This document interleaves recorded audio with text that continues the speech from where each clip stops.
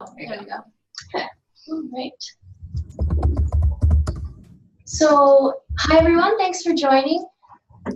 This is my first Communicators call, so I'm excited to meet everyone that's on the line. So I thought we'd start with some brief introductions. Let's see, I think there's quite a few of us, so maybe we can just do like who we are, where we're from, and you know, job title, and that's about it. And then we'll dive into everything else. So I'll start. I'm Katie, and I am a communication specialist. I started about a month and a half ago here, and I'm excited to get started. I'm Heather Russell. You guys know me, or most of you know me. I'm the IT lead here in Extension Administration.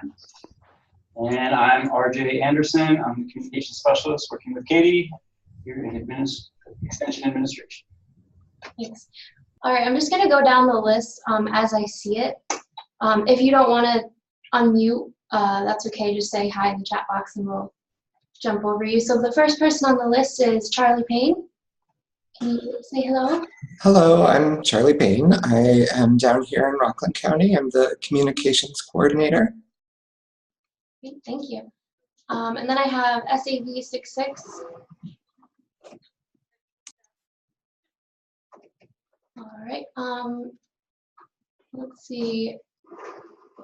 Next up, Janice. Hello. Hi, Janice. And Meg Ward, can you say hello and introduce yourself? All right, thank you. And Amy.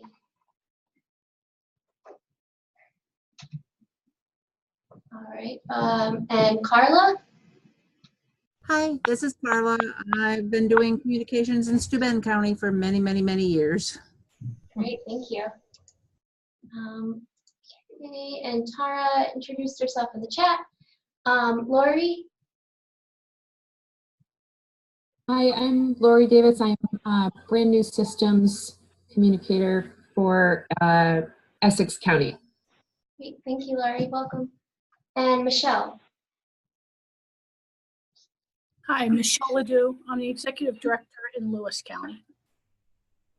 Thank you. And Andrea? Hi, Andrea Lista, Executive Director of Monroe County. And Christy?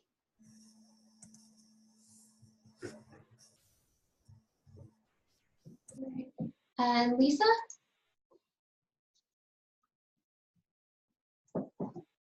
Hi, Lisa. Thank you. And Tim?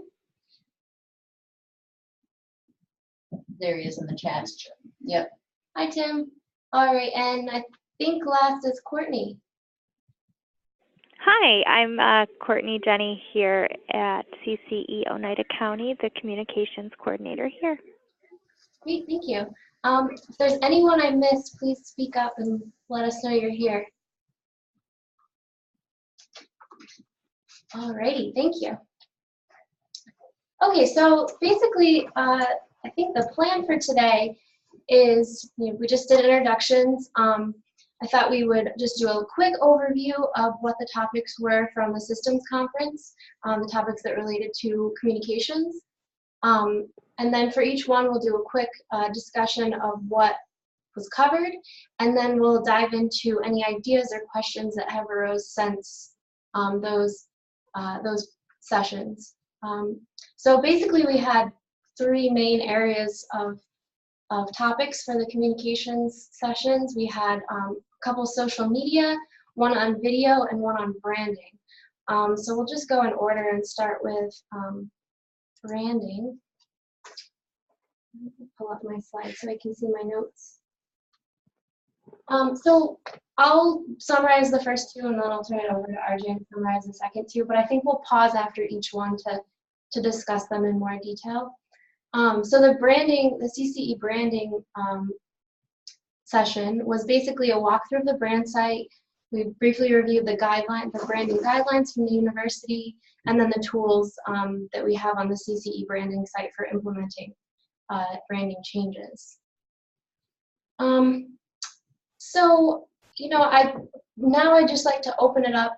Anyone have any lingering questions after attending the session? If you didn't attend the session, that's totally fine. All the recordings are now posted.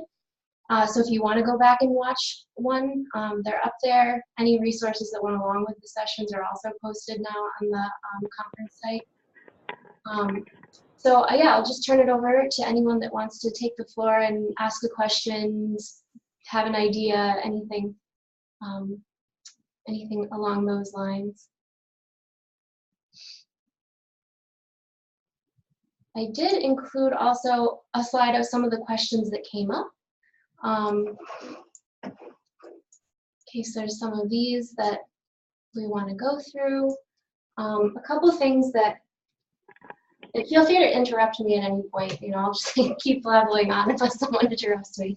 So something that came up in the branding session and then in some emails afterwards was, do we have to use the CCE social media template? And the answer is no. You can make your own template. You can use a photo. Some people like to have a photo instead of a logo.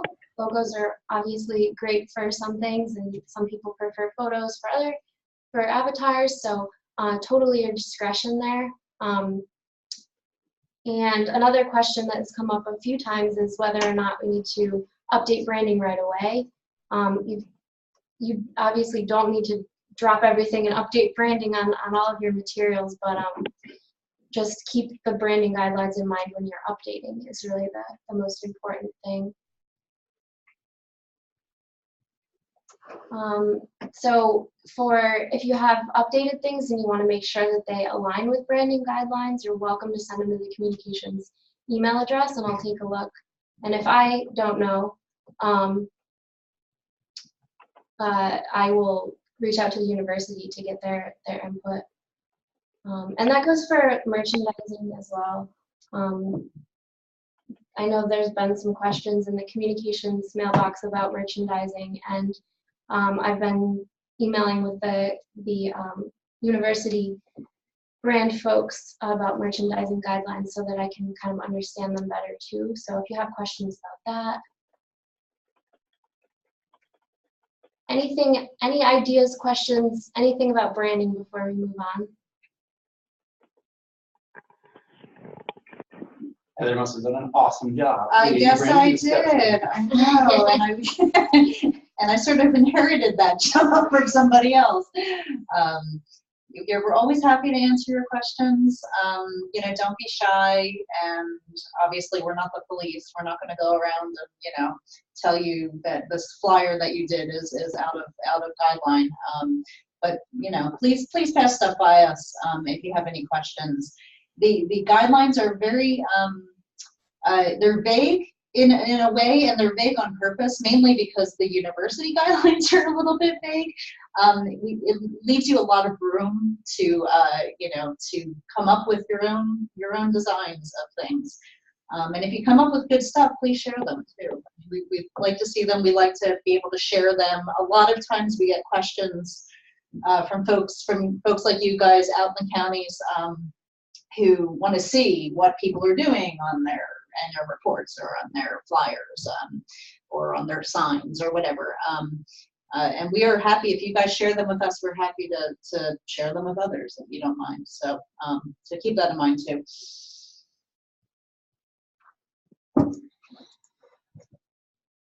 All right, so the next presentation was social media guidelines and best practices, and this was from the social media team that's part of the university communications team, and they walked through some of the policy that Cornell has around social media and some best practices for implementing social media strategies.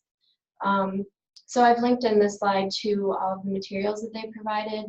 Again, these are also in the system conference site, so you can access them directly. So there were a lot of great questions during this session. Let me just go to the question slide. I think there's a lot to talk about here. as a group about strategy and guidelines and ways to support each other. Really was kind of one of the main themes that they had in their discussion. If we think of social media as kind of a networked approach, we can help kind of leverage each other's content and really, kind of, I know a lot of us have, social media as just part of our job, so it's kind of helpful that there's so many of us doing it so that we can kind of share what each other are doing and make sure that we're all following each other's pages and so forth. So in that spirit, I actually created a spreadsheet so that we can kind of get on a piece of paper what sites everyone is using at the various associations. So I think there's a few different columns. There's one for what the site is called, what kind of site it is, like Facebook, Twitter, and who's the main contact, and then the best email address if you want to ask the contact any questions. So I started that document. It's in the SharePoint Communicators site, so you can update it whenever you have time. And I'll send out a direct link to it after today as well. But one of the key things that I took away from this conversation was really trying to connect and create a networked approach. So I hope that we are able to do that as the Communicators team.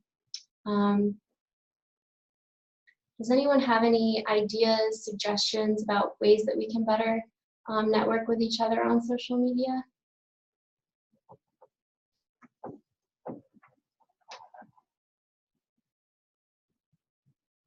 How many of you guys are actually doing social media and are responsible for the social media in your association? Yeah, raise your hand in the chat. Yeah. Charlie's hand went right up. Yeah.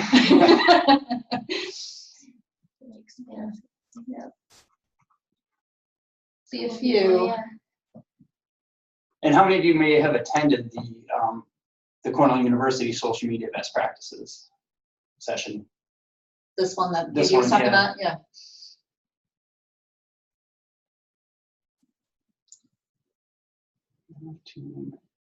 Yeah, a few.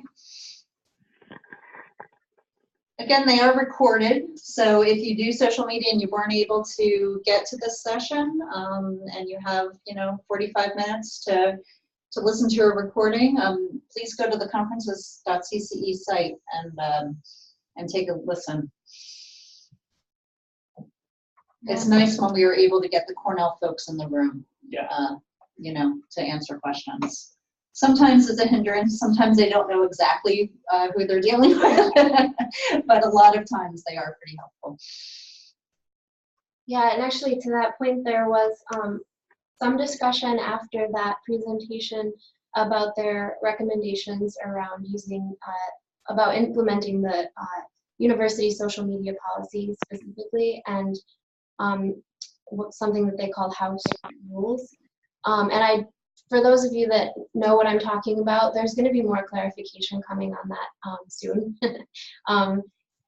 So we have gotten some questions about policy specifics, and we're going to try to provide some clarity around how the university policy relates to us. Some of the other things that came up that people were thinking about around social media is using multiple Facebook pages or even multiple social media channels in general. And I thought that their advice around that was really important, and it was that quality over quantity. So if you have multiple Facebook pages, just really making sure that you have enough content to satisfy having all of those pages. So that's something I think a lot of us can think about, since different programs have different Facebook pages. And then, being able to leverage the content on each of those pages, across multiple pages. So one thing that I was thinking about too, and that RJ has been doing in the Communicators Facebook group, hopefully all of you are part of that. If not, I'll also include a link in a follow-up message. But it's a great place for you to share posts that you think have relevance outside of your specific program area or your specific association. So RJ and I have been putting posts in there that we think have kind of a broad relevance. So that's kind of a good place to share stuff and share content that can be used elsewhere. Free post. Yeah. Can I add something too about sort of the multiple Facebook pages or whatever, multiple Twitter accounts? So I know this is true for us, and I think it's true for some of you guys too, that we've had a lot of false starts in various programs for, you know, someone will come in, create a Twitter account, they'll leave, there's the Twitter account hanging out there that nobody knows about, and then later somebody else comes in, creates another one.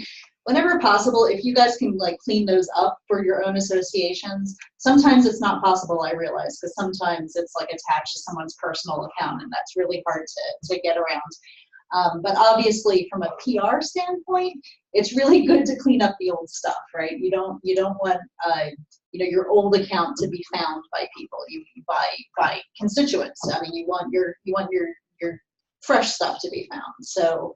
I mean, it sounds like common sense, but there is a lot of old stuff kind of floating out there. And sometimes it's impossible to clean up. We actually have one here that we've been trying to deal with for months, and we're running into a brick wall just because it's you know, attached to somebody's personal account. But when you can, you know, it's always good to clean up the web stuff when you can. Yeah. The next one is the second social media. Right. So another question is, you know, how many of you attended the CCE social media panel discussion? I know Charlie was there. He was part of our roundtable. So raise your hand if you were involved. There's Charlie. No few. If you're looking for your hands, I think it's in the participants panel. If you don't see your participants panel, you actually have to bring it down from the top. Or you could just tell us in the chat box. Okay. So for that one, we wanted that to be sort of an informal conversation between those of us who are tasked with you know, handling our social media accounts. Like you guys, it's just a portion of our jobs, but it's, you know, it's a pretty important portion. I mean, it's probably what the most visible thing we do for the public, to be honest. So, you know, even though you are spending a little bit of time doing it, it's having a pretty big effect. So it's something we try to keep in mind. And we hope that, you know, our message to you is, you know, use us. We want to use you to kind of amplify each other's messages and share ideas, share content and audiences, really. I don't know if any of the people that were in attendance, if you had any comments, you know, did you find it helpful? Was there something missing that we, you know, didn't have time to cover?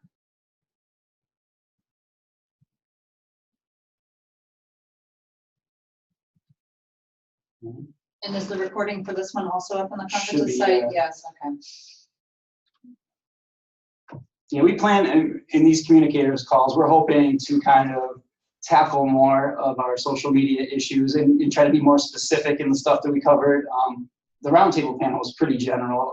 We didn't really know who, you know, it could have been people that, attendees could have been people who may be interested in social media. It could have been people like Charlie who, you know, handle all of the social media. It consisted of people who were very experienced doing social media like Charlie and people who weren't. So we were trying to keep that conversation very general, but going forward, we'd like to be more specific, you know, and talk about things like cross-posting, kind of just identifying audiences, that sort of thing. So, you know, as you kind of do your social media, think about questions you have for us, questions that you want to crowdsource among other people across the system, and feel free to bring those to us and we can talk about them as a group. And we're always looking for topics for these calls as well. If we get enough comments from you guys, like I want to hear more about social media or something very specific about social media, that's what, we can cover that. And time management techniques Yeah. for like doing social media. We'd love to hear when you're actually, what part of your day is spent doing it. Maybe how many times a day you actually try to pay attention to Twitter, try to pay attention to Facebook. That's all helpful stuff for the rest of us. So in the panel discussion, we had a pretty lively discussion about hashtags and mentions. Everybody, there was varying levels of comfort using them and knowing what they are. So that's, if you are using social media, that might be something to do a search about. Do some investigation on your own about, best practices for hashtags, best practices for mentions, because that's really a great way to build audience and to engage your audience. There were some great tips from people that were attending, keeping a note on the phone of relevant hashtags that they post on the go. That's a great tip. I actually started doing something similar like that. It's just the little tips and nuggets we can mine from each other is so helpful. And I think one thing to keep in mind, especially if you're getting started on social media or like for things like Twitter, sometimes it's a little hard to sort of understand how it works, and it's a little even hard to explain it to someone else unless you're sort of in there. And I know we've mentioned this on calls before, but it's kind of it's a good idea to sort of be in there following, even on using a personal account, following some folks, following some organizations, and see what they do, like kind of get a sense of what they do. Because I kind of feel like the use of mentions and the use of hashtags is really super specific to an organization, and how to do it sort of cleverly and not overdo it is also like it's an art, an art that I don't really have. So it is helpful to sort of, especially if you're just getting started, to just kind of get used to being in there and keep an eye on a couple organizations. So we have a comment in here about what county are you in? Is it Tara? It looks like, is that Ulster? Ulster? Yeah. I'm in Ulster County. Yeah. Okay, and so your county has multiple pages for the different programs. Did you start that up initially like that, or have you kind of evolved to that kind of approach? I'm not sure, only because I just started doing our social. So they were already existing. Okay. When I took it over. So how often do you post to each of the different program pages? It varies. So our ag assistant will post to the ag page, and she does it almost daily, and then cross posts with our main page. 4-H doesn't post quite as much. I try and pull from their newsletter and post there. And the Relatives as Parents program, they don't post very often. It really varies on the program and how they're communicating to their participants. But I ask that they just cross post with the main page, because we have over 2,000 followers on our main page, and the programs typically have between 200 and 300 followers on their program pages. So it reaches a broader audience, but still is able to stay focused on the people in their programs. And you have the advantage of having kind of different voices involved with the whole process, right? Right. So they can communicate with the educator or the team leader, but it's also reaching the general public. Any drawbacks to kind of that system? It can be difficult to track everyone, and make sure that we're all, or to know how often we're posting and how often we're communicating with our people.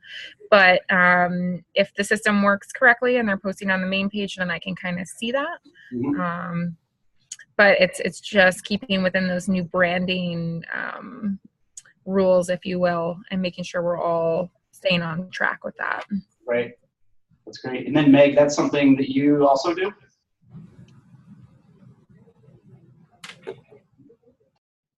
So pretty similar setup then. I mean, you kind of handle the main page and oversee what's going on with the program pages? I think that, just personally, I think as long as you can keep it up, right? That's the big thing. What you don't want is to start a 4-H page or something and then have it die out without sort of forwarding people to something new. And having it die out might be because you lost your educator there, or you know, or something changed hands. You got a new educator and the new one is not familiar with posting, or whatever it is. Because then from the public eye, what they're seeing is, you know, oh, hey, that 4-H program doesn't exist anymore, and it might still exist, right? So I mean, it's just, the more we add to our toolkit, the harder it is, right, to keep track of it. So, you know, as long as someone, and it really sounds like, Tara, like you are, you know, you're keeping on top of it, and Meg, you probably are too. So, you know, I mean, that's a good system to have. Mm-hmm. I do have one more challenge to add now that I'm thinking of it, because I do manage all the different pages. I find it hard to know what our audience wants to know from our specific programs. So I rely heavily on our educators to tell me what's most important. And that can sometimes, you know, if I'm not constantly asking, or if they're not constantly telling me, there can be like that miscommunication. So that's definitely a challenge, is trying to find out, pick and choose what's important to our audience and what to post. Which I guess that their advantage of being having the boots on the ground is, you know, they have a better ear for it maybe, but like you said, there can be that lost in translation piece, right, or no translation. Right, or you have to keep bugging them, which is, I mean, that extends to websites as well, right? I mean, if it's the same kind of thing, if you're relying on somebody else to write the content, then you have to make sure you're kind of bugging them about it, right? So do you monitor the analytics for the program pages too? I do, because I'm kind of transitioning slowly into this. I haven't had enough time to really dive into it, but I do take a look at the analytics. Mm-hmm. Yeah, I mean, that might give you an insight too as to, you know, who's looking and what's popular and what's not, right, you know. Do you know if the educators are looking at the analytics, or? I don't think so, no, because typically there's one person per program that has administrative rights on the page. I don't think that they have enough time to look at that. Right, sure. Let's see, Courtney said that in her county they have a private group for 4-H. So that's an interesting and useful way to approach Facebook too, is creating private groups so you can have kind of open discussion forums on Facebook. Yeah, that works really well for the 4-H population in our county. And like I said, you know, it really not only takes a lot of the content addition and keeping it active, it takes it off of the hands of staff, but it opens up a lot of conversation between 4-Hers and 4-H groups that might not necessarily be interacting on a normal basis, and it kind of opens those lines of communication for them, with it being, you know, privately moderated, so it's not something that's going out to Facebook as a whole. Right. That's actually a model I'd love to kind of follow for like some of our, like the regional ag teams that have specific subscribers to their team, like Janice's team. Like something like that could be helpful for them, where, you know, you can bring your audience together, a specific targeted audience, and have those conversations, or encourage them anyway. Yeah, definitely. Is anybody else using kind of any closed private groups?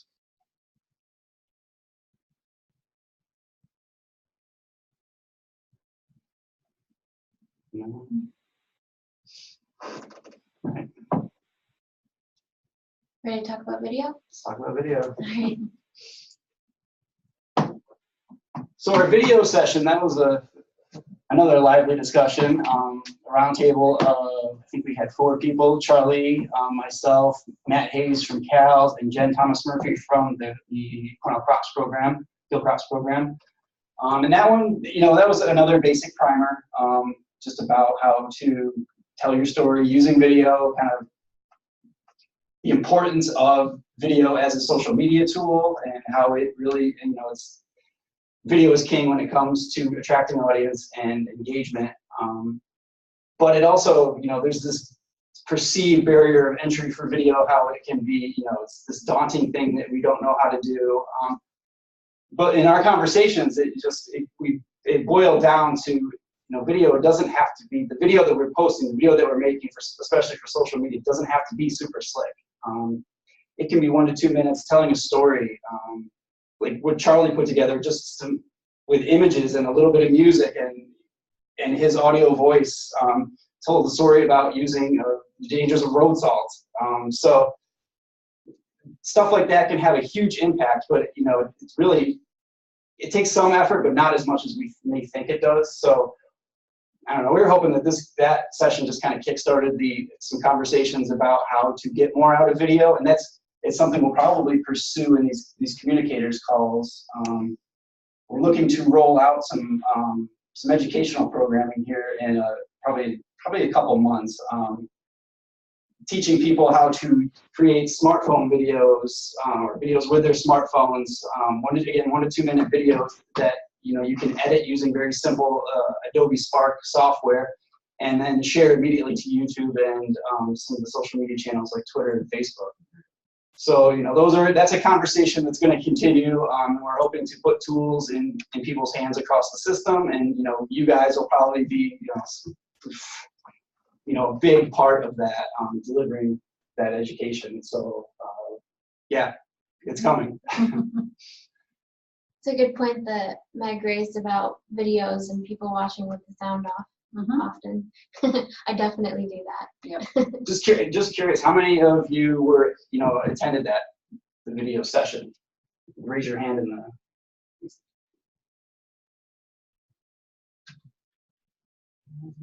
a few. Yep. I have to go back and watch it. I haven't watched it yet. Yeah, you live it. So I mean, that was a good conversation. But like we said, there's more to come. I don't know if do any of you have questions now about what we can do in the short term, or anything like that. Are you guys using video? I mean, are you creating videos and posting them on social media or on your websites? Looks like some no's. Yep. Yep. Yeah, I mean that's a lot of. I mean, we're not too much further ahead than that actually here. It's nice we've had a videographer on staff, so that has helped us a little bit. However, these short videos, these short snappy videos that RJ is talking about, you don't need a videographer on staff. I mean, you really just, we all carry, or not all, but most of us carry a smartphone that creates pretty decent video. And I'd point you to a software, the software that we're going to be kind of developing our programming around is Adobe Spark Video. It's through Cornell. We all have enterprise licensing, I guess. Through the Creative Cloud. Through Creative Cloud. If you guys don't have it, you can ask your IT leads or your local IT contact for how to get Adobe Creative Cloud. So it's a free software. It's a drag and drop, really easy to use. You can just take still images, you can take short video clips and drop them into a system and add music. You can add text on, over the photos, and you can create a pretty slick little video using that. And I'd encourage you to just maybe check it out. It's, there's tutorials on the Adobe Spark page that will kind of walk you through stuff. But I encourage you to play with it. We'll be rolling out stuff in the next couple months to kind of do more formal stuff. Tara asks how it differs from Premiere. Way easier. way easier. Premiere is, that's the Ferrari of video editing software, and it scares me, but I've been able to kind of learn Adobe Spark pretty quickly, pretty easily. It's kind of fun once you get into it. I mean, you get in, you play, and then all of a sudden you click a button and you can have a video, and then you click another button and you can share it to Facebook, you can share it to YouTube. And does it create GIFs? No. No. GIFs are GIFs. So I used to call them GIFs, and then everybody said call them GIFs. So I don't know. Yes. But the Adobe Spark Video does not create GIFs, but there's other programs within Adobe Spark. I think it's called Pages, that you can create the GIFs in. It's a pretty big suite of digital content creation. So yeah, check it out. Were there any other? I know the chat went up for a bunch. Yeah, I'm not sure. Back up there a little bit. Yeah. Ooh, Facebook Live. Yeah, that's on the list too. Mm-hmm.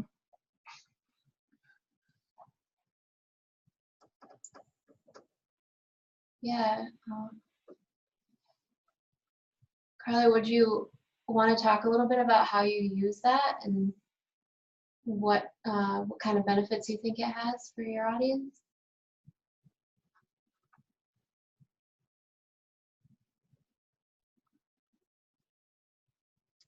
Did you say you've used it at all for the CCE Facebook Live?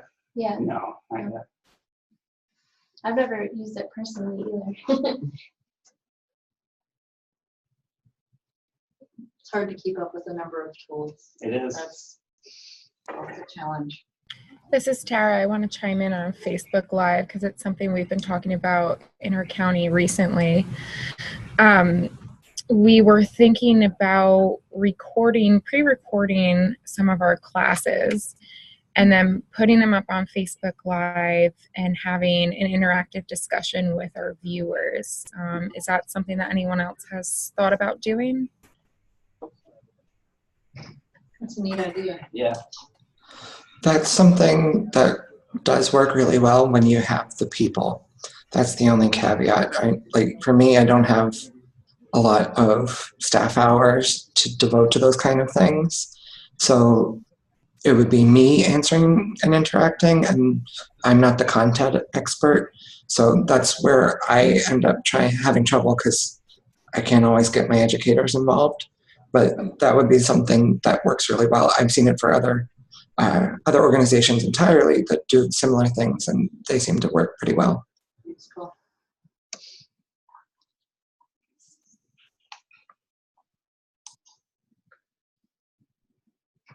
Great.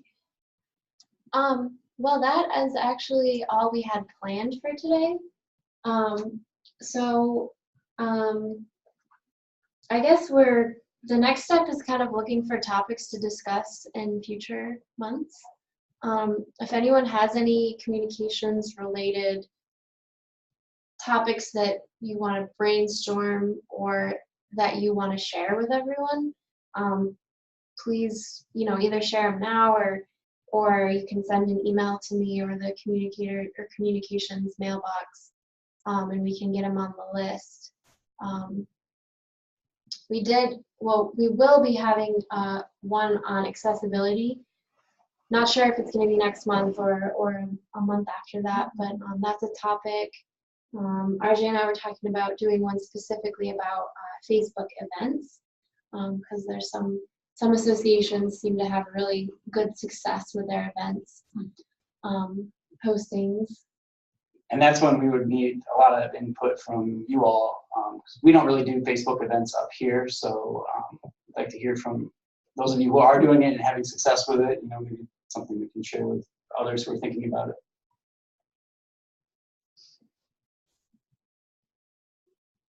Yeah. Any other ideas for topics we should tackle in these calls? What do we need? This is Courtney Jenny. I always think it's relevant to talk about copyright photos and where to get pictures. There's always new resources coming out, and we've got new people, so it's always good to kind of refresh our brains and Sure. put that on the table. That's a great topic. I know the last time we did that in this group, which was probably a year ago, we brought in a Cornell librarian actually to do the. Oh yeah, I saw that. Yeah. So they're always happy, and they pretty much keep up with a lot of the photo sharing places. So it's a good resource.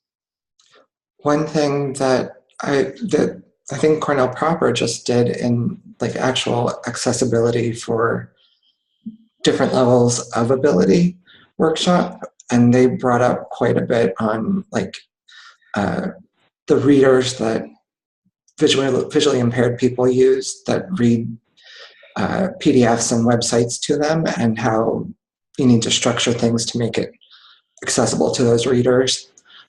And a lot of the website questions were, a lot of their tips were very general. And I know I had personally questions about how the shared platform for the websites would work and integrate into that setup. So maybe that's something we could talk about.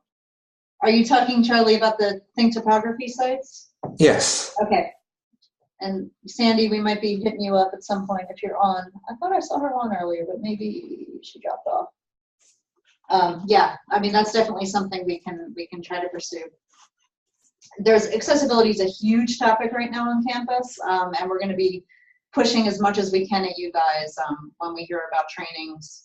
And you're right, there are different sort of levels to it, as far as designing for screen readers, or making sure you have captioning turned on videos. And there are also some other accessibility that's not really covered as far as the disability type of accessibility, but we do have accessibility issues with people with bandwidth. I mean, people who live in the middle of the Adirondacks who can't get to our sites easily if they're loaded down with images and things like that, which I think is important to always remember. For those of us who are, always have a very quick connection to the internet, it's not always easy to remember that there are a lot of folks in New York State who don't. So, so that's also something we could talk about at some point. Tara's suggestion is diving deeper into analytics. Mm-hmm. That's a great topic too. Yep. Are most people using like Google Analytics, or really just social media analytics, or what are people using? I believe that Think Topography has its own analytics platform. Can someone? Don't have a site there, but I know what I have is a Google Analytics connected to the Think Topography site. Okay. Okay. Yeah, it's such a complex tool. Mm-hmm. Yeah, and Facebook Analytics. Mm-hmm. Yep. Yeah, I use a lot of the built-in analytics mostly for those things. Great. How about newsletters? Is that something we might learn more about? Or not? We've done something like that in the past, but it's always worth revisiting, maybe. What people are using for their newsletter, what tools people are using, tips about that. Yeah. You guys know that there's a group on campus, right, that is doing, help me, Katie, what is the name of that group? It's called something like email campaigns or something? Yeah, and they typically they meet, and they also offer it via Zoom. Mm-hmm. So when we have those meetings, we'll forward them to you guys, or I think you can probably get on their list too. If you're in the middle of doing newsletters and you want to hear how other folks on campus are doing it, it's a nice group to sort of bounce ideas off of.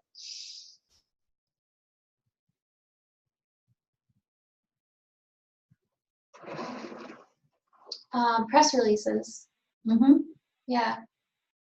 Yeah, we have resources down at CALS that are experts at writing press releases and engaging local media. So we can probably bring them up here. I've worked with them a few times, and it's incredible, like the type of reach they have. Mm-hmm. I mean, we do okay up here, but once we engage CALS, it really unlocks a whole new ballgame for us.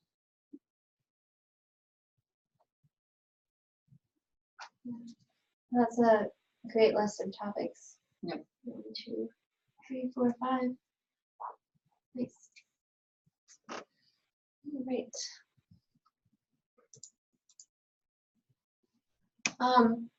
So I guess the last thing I wanted to touch on before we leave is the timing of this call. Seems like it's a relatively good time. There's a bunch of us on the call. Does anyone have any kind of strong objections to this time, or is this a good time and we can stick with it for May?